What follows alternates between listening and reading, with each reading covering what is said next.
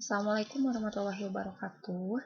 Sekarang kita bahas mengenai kasus yang berkaitan dengan regresi. Karena di minggu kemarin kita sudah bahas kasus yang berkaitan dengan korelasi. Untuk kasusnya, sama yang kemarin, sebuah perusahaan manufaktur akan mengevaluasi profit atau keuntungan dari hasil produksi selama 6 tahun terakhir. Hasil analisis sementara menunjukkan bahwa tingkat profit atau keuntungan pada kurun waktu tersebut cenderung naik seiring dinaikannya alokasi dana untuk biaya produksi. Ini merupakan tabel biaya produksi dan laba dalam jutaan dari tahun 2009 sampai tahun 2014. Berdasarkan data di atas, pada taraf nyata 5%, 1. Apakah terdapat hubungan positif antara biaya produksi dengan profit? Ini kita sudah jawab atau kita sudah bahas di pertemuan sebelumnya di materi korelasi.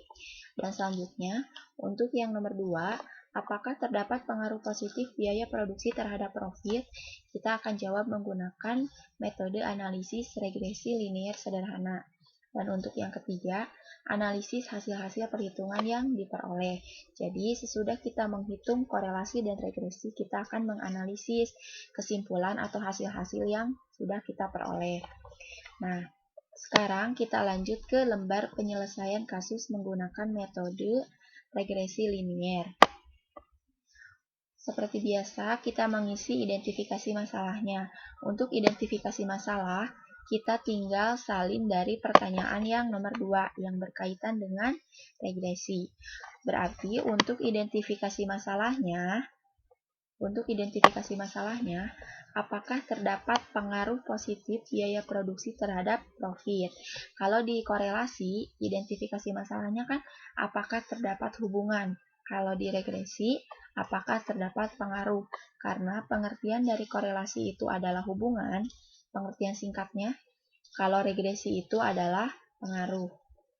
Kemudian, untuk hipotesisnya, untuk H0 atau hipotesis nolnya, beta kurang dari sama dengan 0. Artinya, tidak terdapat pengaruh positif biaya produksi terhadap profit. Dan H1, beta lebih besar dari 0. Artinya, terdapat pengaruh positif biaya produksi terhadap profit.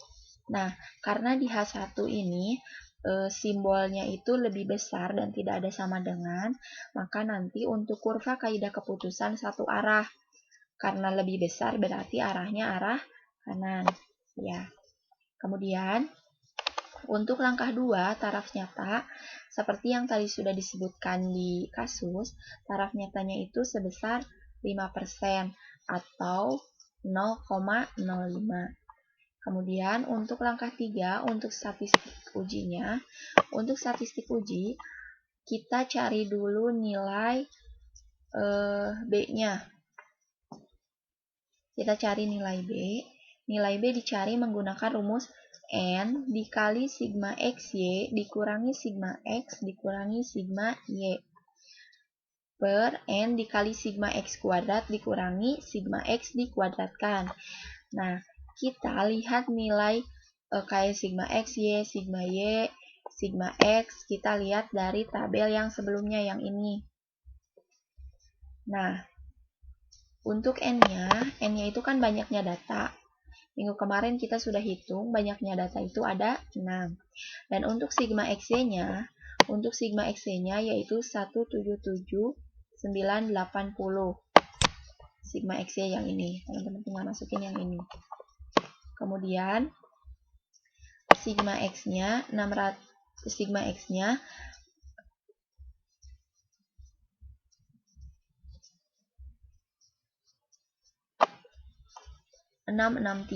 dan sigma Y-nya 1610.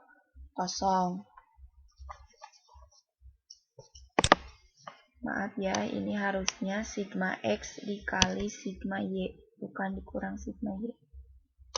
Nah, gini. Terusnya gini.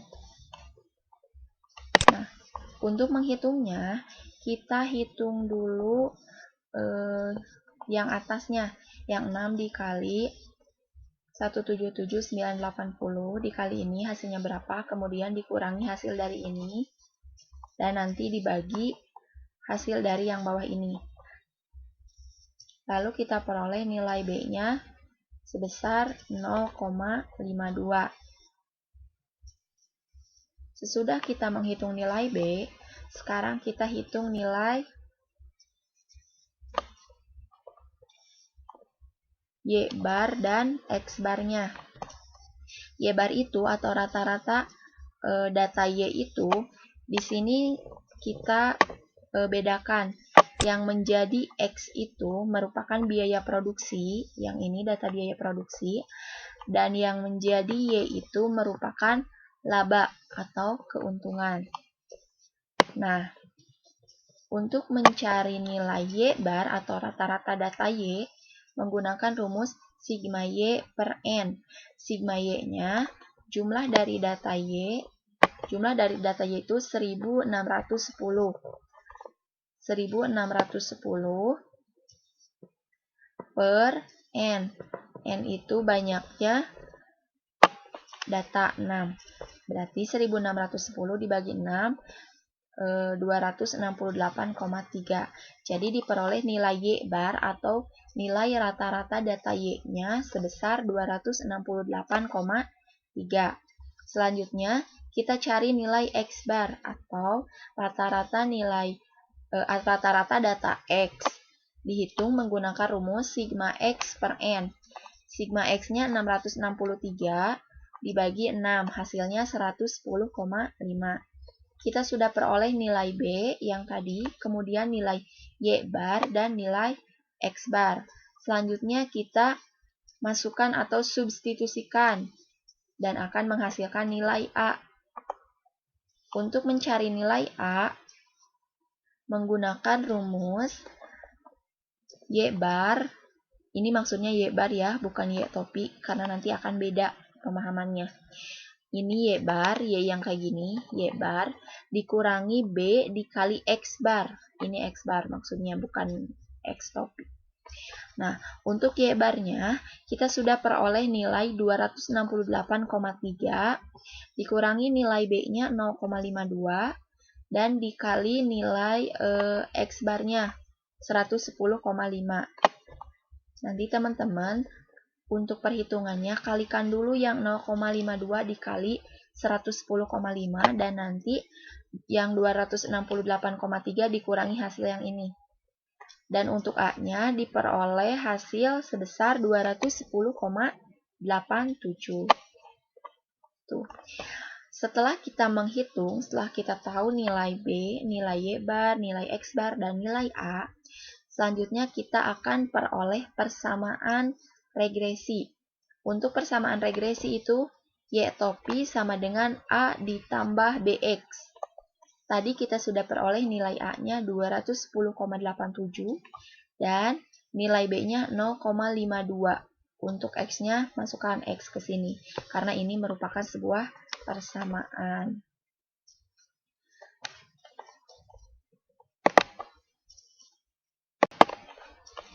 Nah, sesudah kita tadi mencari nilai B, nilai A, nilai X bar, nilai Y bar, selanjutnya kita mencari nilai SB dan nilai B.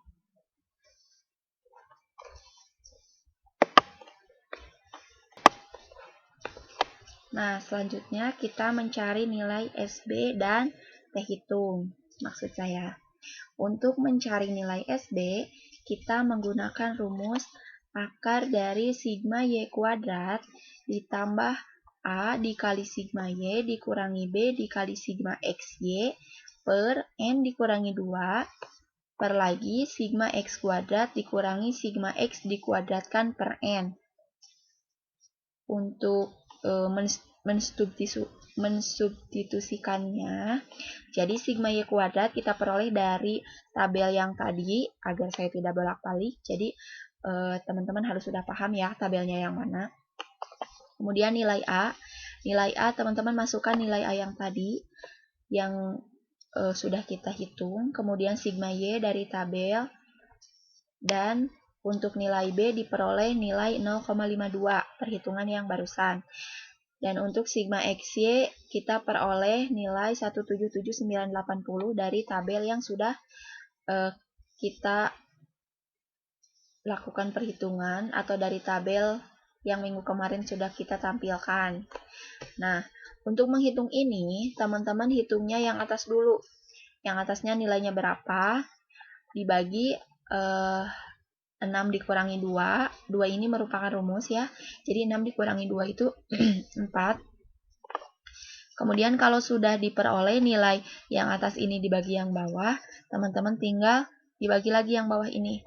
Dan nanti akan diperoleh nilainya akar 12,804.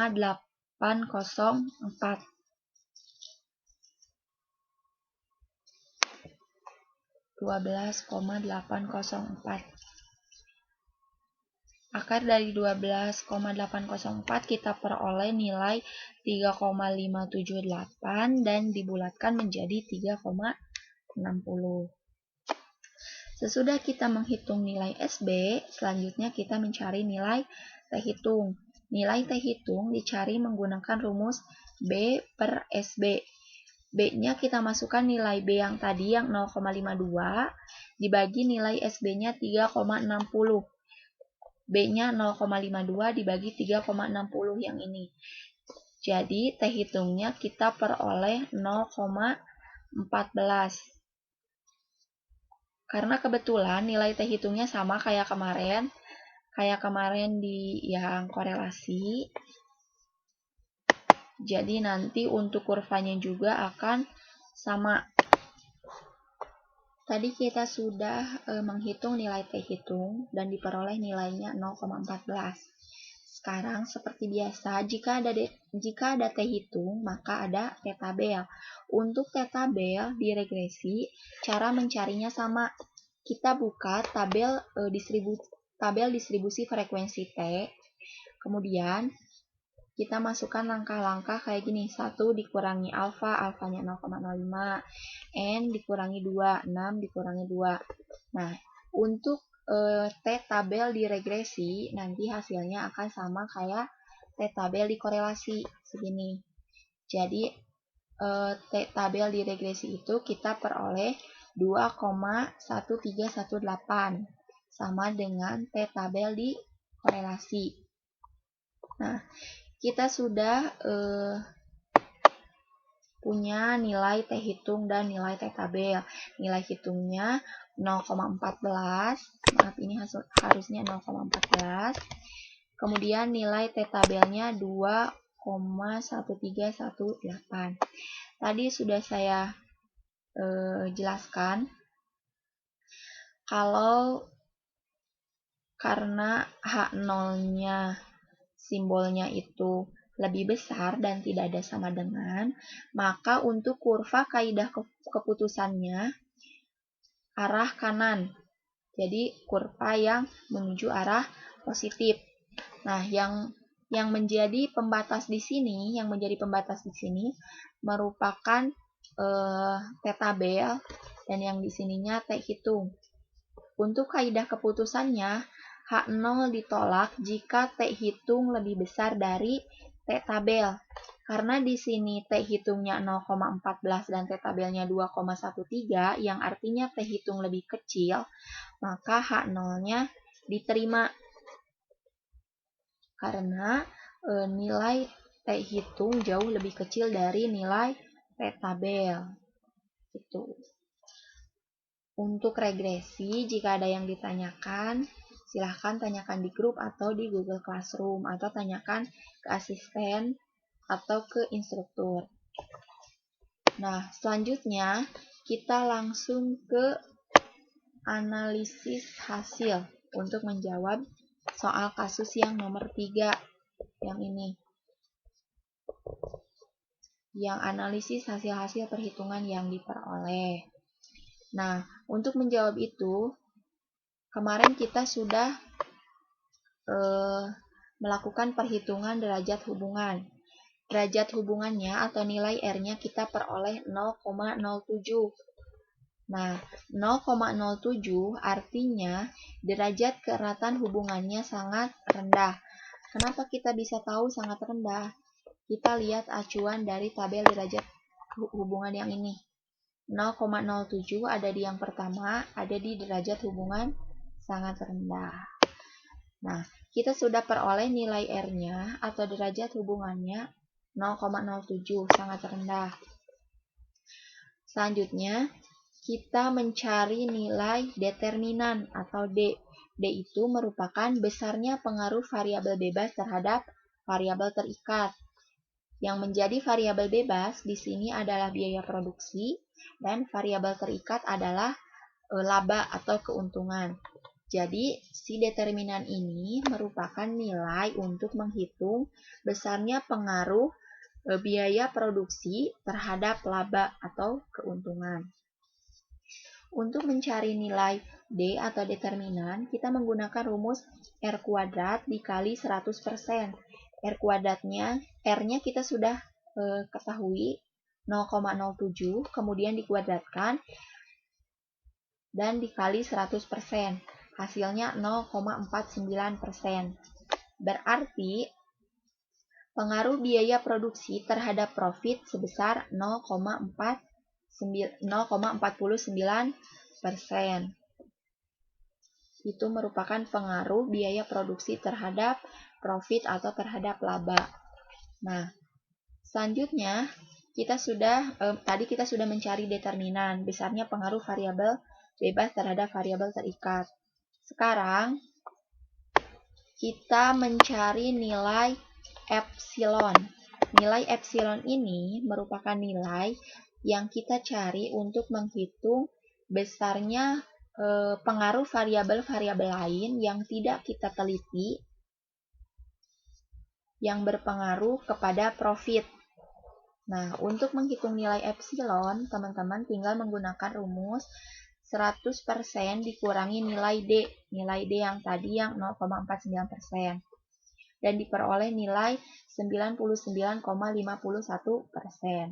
Nah, 99,51% ini artinya si variabel terikat, yaitu profit, dapat dijelaskan oleh variabel lain yang tidak kita teliti sebesar 99,51%.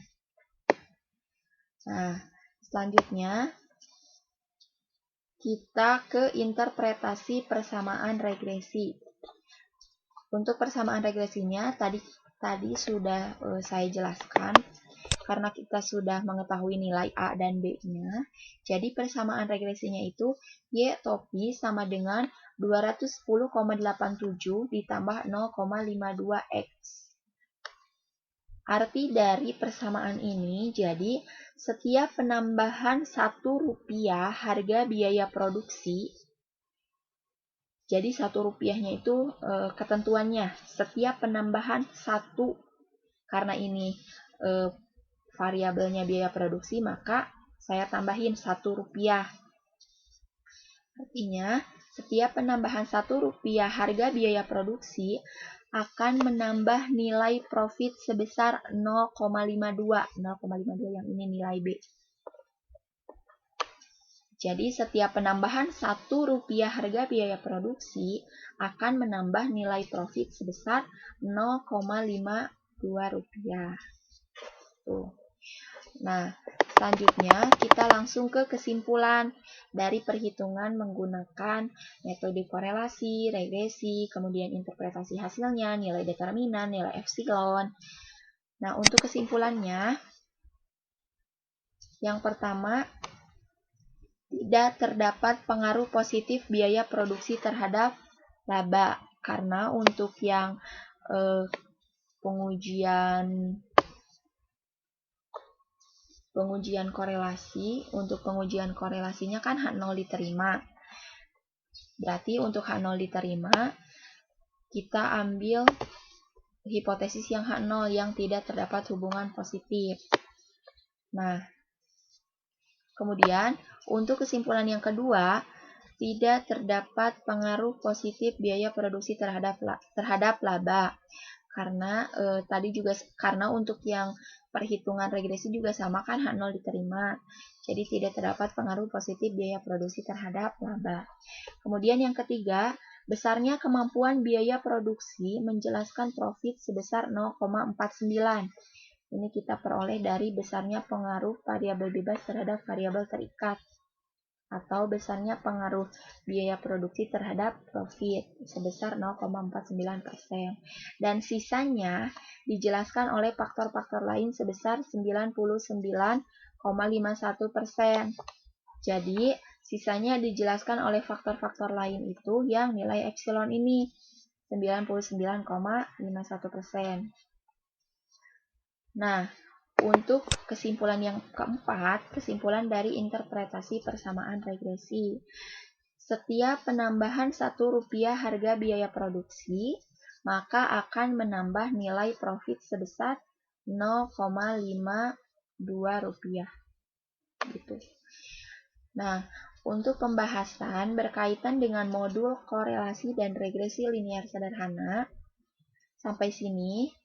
Jika teman-teman ada yang belum paham, boleh ditanyakan di grup WA atau di Google Classroom, atau bisa ditanyakan ke asisten dan instruktur yang bersangkutan. Sekian yang dapat saya sampaikan. Mohon maaf apabila banyak kesalahan. Wassalamualaikum warahmatullahi wabarakatuh.